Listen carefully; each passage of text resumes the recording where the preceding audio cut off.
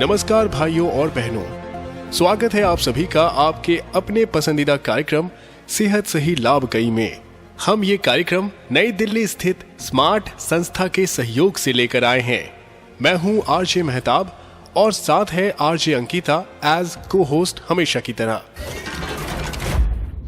शुरू हो चुकी है एक नई कड़ी जो आपकी जिंदगी के साथ है जुड़ी। सेहतिया सिंह और टीकन देवी के संग बात करेंगे सेहत की, दूर करेंगे बहुत से भ्रम। सीखेंगे, सिखाएंगे, पैसे भी अपने बचाएंगे, बेहतर स्वास्थ्य के लिए बदलेंगे अपना व्यवहार। टीबी, हाथी पांव जैसे बीमारियों से अपने बचाएंगे, सरकारी अस्पतालों में मुफ्त इलाज करवाएंगे। बीमारी से सेफ रखेंगे अपना परिवार, रहेंगे रोग मुक्त, जीवन रहेगा खुशहाल। मैं स्वस्थ हूँ, मैं पूरे तन मन से स्वस्थ और तंदुरुस्त हूँ।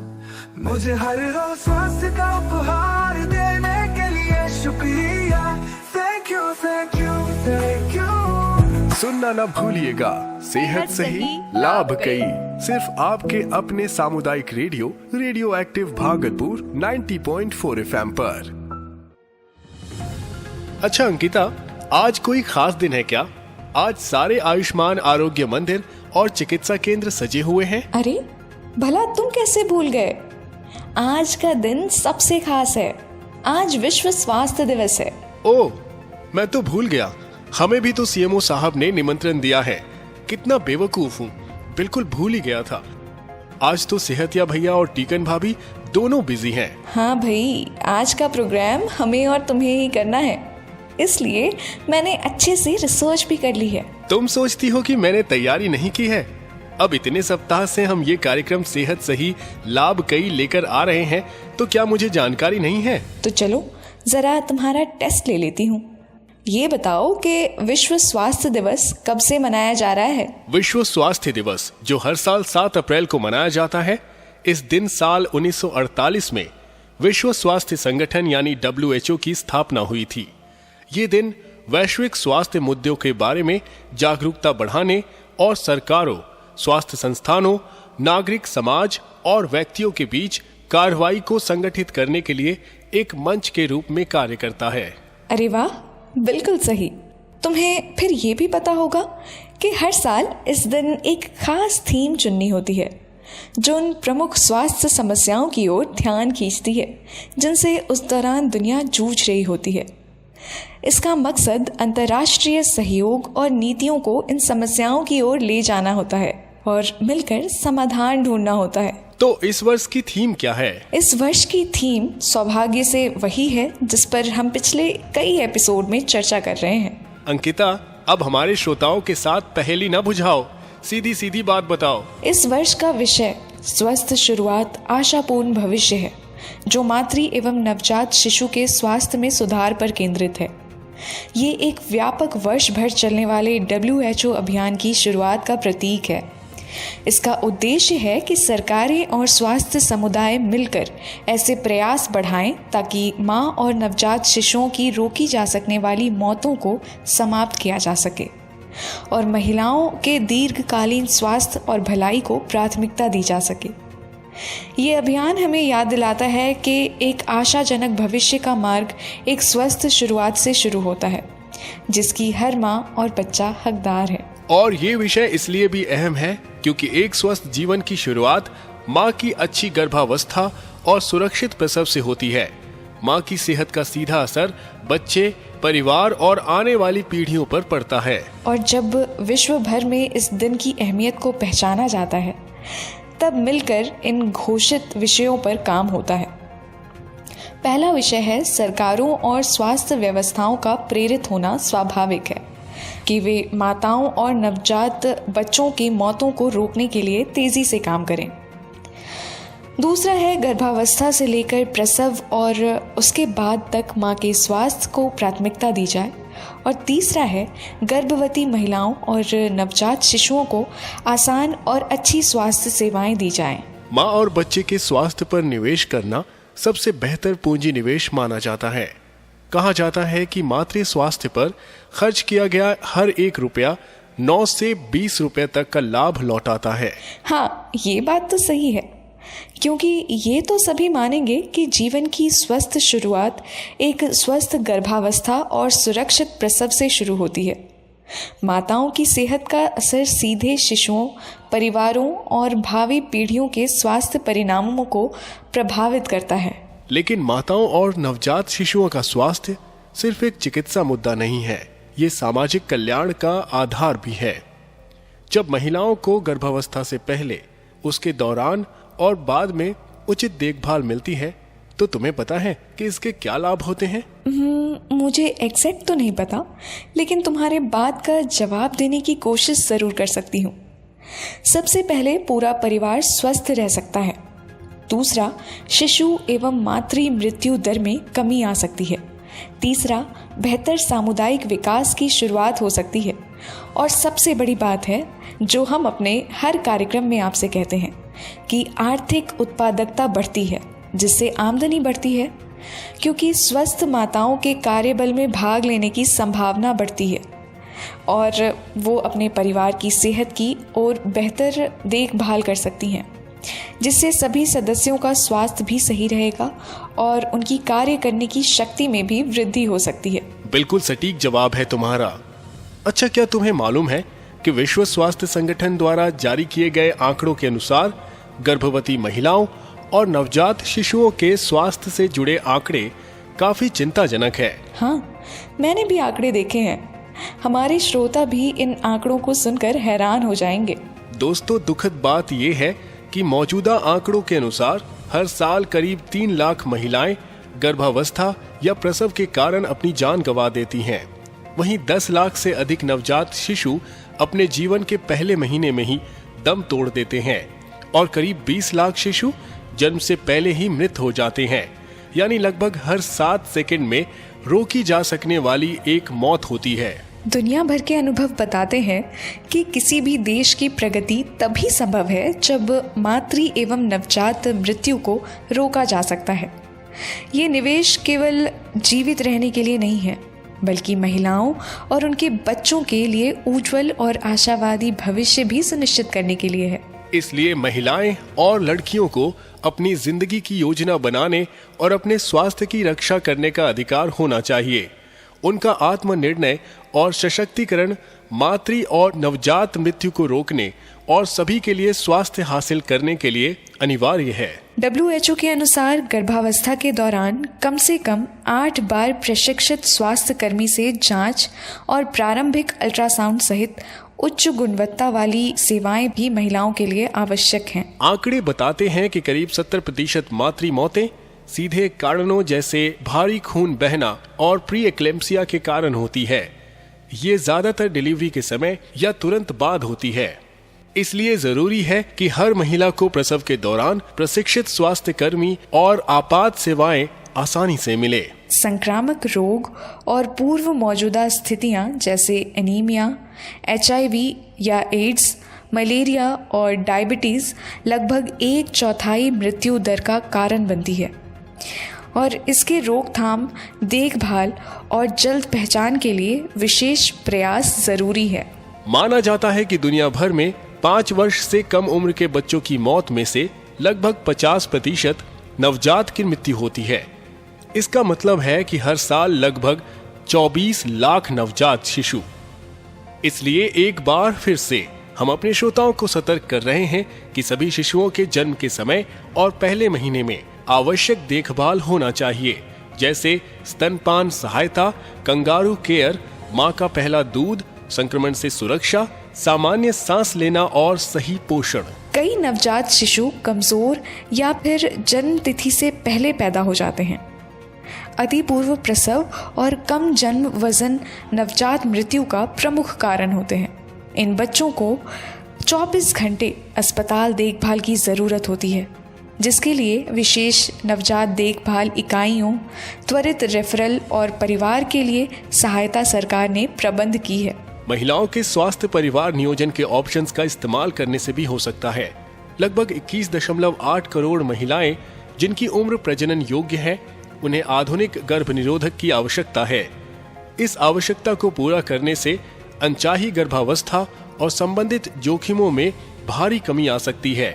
और इसमें पुरुष की भूमिका भी महत्वपूर्ण होती है। सबसे बड़ी बात है कि सेवाएं न केवल सुरक्षित और प्रभावी होनी चाहिए, बल्कि गरिमा, सहानुभूति और सम्मान के साथ दी जानी चाहिए। एक बात तो हम अक्सर भूल जाते हैं, स्वास्थ्य एवं सशक्तिकरण एक ही सिक्के के दो पहलू हैं।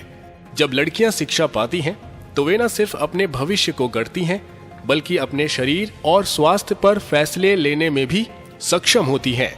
यही सशक्तिकरण आगे चलकर मातृ मृत्यु दर में कमी और बेहतर स्वास्थ्य की गारंटी बनता है। माँ और बच्चों का स्वास्थ्य ही स्वस्थ परिवारों और समुदायों की बुनियाद है, जो हम सभी के लिए आशा भरे भविष्य की गारंटी देता है। इसलिए भारत सरकार हर स्तर पर लोगों के बेहतर स्वास्थ्य और सुरक्षित भविष्य के लिए लगातार प्रयास कर रही है। क्यों ना हम अपने श्रोताओं को सरकार द्वारा चलाई जा रही कुछ स्कीमों की जानकारी दे दें। नेकी और पूछ पूछ। तो दोस्तों, हालांकि हम आपको इन योजनाओं के बारे में पहले भी बता चुके हैं, लेकिन क्योंकि आज विश्व स्वास्थ्य दिवस है, इसलिए हम एक बार फिर आपको बता देते हैं। सबसे पहले हम बात करेंगे जननी सुरक्षा योजना या JSY के बारे में। ये गरीब गर्भवती महिलाओं को संस्थागत प्रसव यानी अस्पताल में डिलीवरी के लिए आर्थिक सहायता प्रदान करती है। इसका उद्देश्य विश्व स्वास्थ्य दिवस की थीम का सार है, मातृ और नवजात मृत्यु दर को कम करना और हर माँ और शिशु को सुरक्षित और सम्मानजनक स्वास्थ्य सेवाएं दिलाना। एक और योजना जो इसी विषय से जुड़ी हुई है वो है प्रधानमंत्री मातृ वंदना योजना यानी PMMVY। इसके अंतर्गत पहली बार गर्भवती महिलाओं को 5,000 रुपए की सहायता राशि 3 किश्तों में दी जाती है। इसका मकसद मां के पोषण और देखभाल में मदद करना है। मिशन इंद्रधनुष बच्चों को गंभीर बीमारियों से बचाता है। इसके अंतर्गत नवजात और बच्चों को खतरनाक बीमारी से बचाने के लिए मुफ्त टीकाकरण अभियान का आयोजन होता है। इसी योजना में माताओं को भी टेटनस जैसी जरूरी वैक्सीन दी जाती है। जननी शिशु सुरक्षा कार्यक्रम यानी JSSK के अंतर्गत सरकारी अस्पतालों में प्रसव की सुविधा पूरी तरह मुफ्त है। मुफ्त दवा, जांच, खून, एम्बुलेंस सेवा और अस्पताल में रहने की सुविधा और नवजात को भी 30 दिनों तक ये सभी सेवाएं मुफ्त मिलती हैं। सुपोषण योजना, जिससे आंगनवाड़ी के माध्यम से गर्भवती और स्तनपान कराने वाली महिलाओं को आंगनवाड़ी केंद्रों से पोषक आहार दिया जाता है। साथ ही टेक होम राशन THR और गरम पक्का भोजन भी कई जगहों पर उपलब्ध कराया जाता है। इसके अलावा राष्ट्रीय मातृ स्वास्थ्य कार्यक्रम RMNCH+A यानी reproductive, maternal, newborn, child and adolescent health के अंतर्गत व्यापक देखभाल दी जाती है। गर्भवती महिलाओं के लिए प्रसव के समय अस्पताल तक पहुंचने और डिलीवरी के बाद घर वापस आने के लिए सरकार द्वारा मुफ्त वाहन सेवा दी जाती है। इस सेवा का लाभ 102 नंबर डायल करके लिया जा सकता है। ये एक अच्छा मौका है कि हम आपको आयुष्मान आरोग्य मंदिर यानी आम की जानकारी भी दे दें, क्योंकि हमारे द्वारा बताई गई सभी सेवाएं गर्भवती महिलाओं को आपके पास स्थित आयुष्मान आरोग्य मंदिर पर मिल सकती है। हाँ, ये बहुत बढ़िया आइडिया है। आयुष्मान आरोग्य मंदिर भारत सरकार की एक महत्वाकांक्षी योजना है, जिसका उद्देश्य हर व्यक्ति को नज़दीक और मुफ्त प्राथमिक स्वास्थ्य सेवा उपलब्ध कराना है। इस योजना के तहत पूरे देश में 1.5 लाख आयुष्मान आरोग्य मंदिर या स्वास्थ्य और कल्याण केंद्र खोले जा रहे हैं। इन केंद्रों पर न केवल सामान्य बीमारियों का इलाज होता है, बल्कि निवारक देखभाल, मानसिक स्वास्थ्य, आँख, कान, दांत और आपात स्थिति में प्राथमिक मदद भी दी जाती है। यहाँ मुफ्त दवाइयाँ और जांच सुविधाएं भी उपलब्ध हैं। इस पहल के 2 हिस्से हैं। पहला हिस्सा आयुष्मान आरोग्य मंदिर है, जो समुदाय के नजदीक विस्तृत स्वास्थ्य सेवाएं प्रदान करते हैं। दूसरा हिस्सा है प्रधानमंत्री जन आरोग्य योजना PMJ, जिसके तहत देश के 10 करोड़ से अधिक गरीब और कमजोर परिवारों को हर साल 5 लाख तक का मुफ्त स्वास्थ्य बीमा दिया जाता है। इससे वे सरकारी या सूचीबद्ध निजी अस्पतालों में गंभीर बीमारियों का इलाज करवा सकते हैं। इन केंद्रों में मातृ एवं शिशु स्वास्थ्य देखभाल सेवाओं के साथ साथ गैर संचारी रोग जैसे डायबिटीज़, ब्लड प्रेशर और पुरानी संक्रामक बीमारियां जैसे टीबी और कुष्ठ रोग की पहचान और इलाज भी होता है। यहाँ वो सभी सुविधाएं मिलती हैं जो व्यक्ति को संपूर्ण और सम्मानजनक स्वास्थ्य देखभाल निःशुल्क दी जाती हैं। अपने श्रोताओं की सुविधा के लिए मैं एक बार संक्षिप्त में आयुष्मान आरोग्य मंदिर में मिलने वाली सभी सुविधाओं को एक बार फिर से बता देता हूँ। तो दोस्तों ध्यान से सुनिए। पहला, गर्भावस्था एवं प्रसव के दौरान देखभाल सेवाएं। दूसरा, नवजात एवं शिशु स्वास्थ्य देखभाल सेवाएं। तीसरा, बाल एवं किशोर स्वास्थ्य देखभाल सेवाएं। चौथा, परिवार नियोजन, गर्भ निरोधक सेवाएं और अन्य प्रजनन स्वास्थ्य देखभाल सेवाएं। पांचवा, संचारी रोगों का प्रबंधन, राष्ट्रीय स्वास्थ्य कार्यक्रम। छठा, सामान्य संक्रामक रोगों का प्रबंधन और तीव्र साधारण बीमारियों और छोटी बीमारियों के लिए सामान्य बाह्य रोगी देखभाल सेवाएं। सातवां, गैर संचारी रोगों और टीबी और कुष्ठ रोगों जैसी दीर्घकालिक संचारी बीमारियों की जांच, रोकथाम, नियंत्रण और प्रबंधन। आठवां, बुनियादी मौखिक स्वास्थ्य देखभाल। नौवां, सामान्य नेत्र एवं ENT समस्याओं की देखभाल। 10वां, बुजुर्ग एवं उपशामक स्वास्थ्य देखभाल सेवाएं। 11वां, आपातकालीन चिकित्सा सेवाएं। 12वां, मानसिक स्वास्थ्य बीमारियों की जांच और बुनियादी प्रबंधन। तो दोस्तों, जब सरकार आपके लिए इतनी सारी सुविधाएं मुफ्त दे रही है तो आपका फर्ज नहीं बनता कि आप अपने परिवार की सेहत की जिम्मेदारी खुद लें और अपने स्वास्थ्य को प्राथमिकता दें। सेहत सही रहेगी तो लाभ भी आपको ही मिलेंगे। साथियों, मैं तो सिर्फ ये कहना चाहूंगा कि आज विश्व स्वास्थ्य दिवस 7 अप्रैल 2025 के अवसर पर याद रखिए कि माँ और बच्चों का स्वास्थ्य ही हमारे परिवारों और पूरे समाज की बुनियाद है। जब माँ और नवजात शिशु स्वस्थ होंगे तभी परिवार में खुशी होगी और तभी हम सबका भविष्य भी सुरक्षित और आशा से भरा होगा। तो सेहतमंद रहिए, खुश रहिए और सुनना मत भूलिए। सेहत सही, लाभ कई। सिर्फ आपके अपने सामुदायिक रेडियो एक्टिव 90.4 FM भागलपुर पर। आज के कार्यक्रम को समाप्त करने से पहले चलिए एक बार फिर से अपनी सेहत की शपथ लेते हैं। हम अपने और अपने परिवार की जिम्मेदारी लेंगे। अपने और अपने परिवार के स्वास्थ्य को प्राथमिकता देंगे, क्योंकि सेहत ही असली धन है। सरकारी स्वास्थ्य सेवाओं और योजनाओं का पूरा लाभ उठाएंगे और दूसरों को भी जागरूक करेंगे। साफ सफाई और स्वच्छता का पालन करेंगे ताकि बीमारियों से बचा जा सके। नियमित जांच और टीकाकरण करवाएंगे और अपने परिवार को भी इसके लिए प्रेरित करेंगे। संतुलित आहार और व्यायाम अपनाएंगे ताकि शरीर और मन दोनों स्वस्थ रहे। महिलाओं, बच्चों और बुजुर्गों की सेहत का विशेष ध्यान रखेंगे। जब पूरा समाज स्वस्थ और सशक्त बनेगा तभी भारत समृद्ध बनेगा।